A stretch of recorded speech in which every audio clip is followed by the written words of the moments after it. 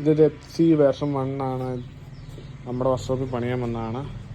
Complaint fluid leak ആകുന്നതാണ്. Fluid ഇതിൽ leak ആയിക്കൊണ്ടിരിക്കുക, ഫ്ലൂയിഡ് ലീക്ക് ആവുക. അപ്പം MC കിറ്റ് എന്ന് പറഞ്ഞാൽ ഇതിനകത്ത് പമ്പ് ഒരെണ്ണം മാറ്റണം. നമ്മളത് റീപ്ലേസ് ചെയ്യാൻ പോവുക. പമ്പ് ഒരെണ്ണം റീപ്ലേസ് ചെയ്ത് സെറ്റപ്പ് ആക്കാൻ പോവുക. ഇതൊക്കെ ഒന്ന് ക്ലീൻ ചെയ്യണം, ഉള്ളൊക്കെ ഒന്ന് ക്ലീൻ ചെയ്ത് സെറ്റപ്പ് ആക്കണം. അത് കഴിഞ്ഞാണ് പമ്പ് റീപ്ലേസ് ചെയ്യുന്നത്.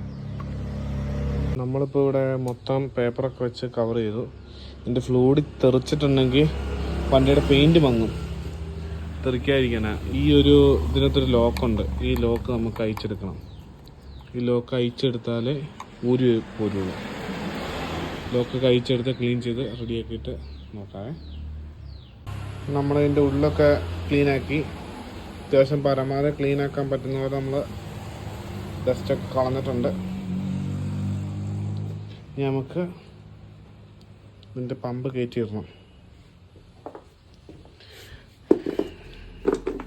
ഇതാണ് പഴയ പമ്പ് വരുന്നത്.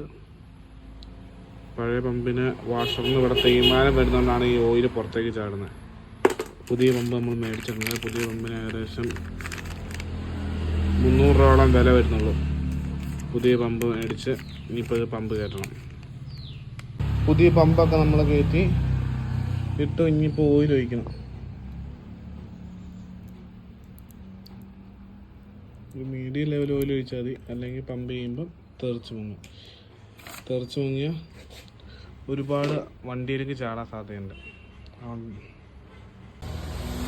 നമ്മൾ പുതിയ പമ്പൊക്കെ വെച്ച് കഴിഞ്ഞു, ഓയിൽ ഒഴിച്ച് സെറ്റായിട്ടുണ്ട്.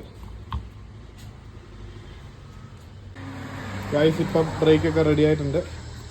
ഇങ്ങനത്തെ കണ്ടന്റുകൾക്ക് ഈ ചാനൽ ലൈക്ക്, ഷെയർ, സബ്സ്ക്രൈബ്. അപ്പോൾ ഓക്കെ.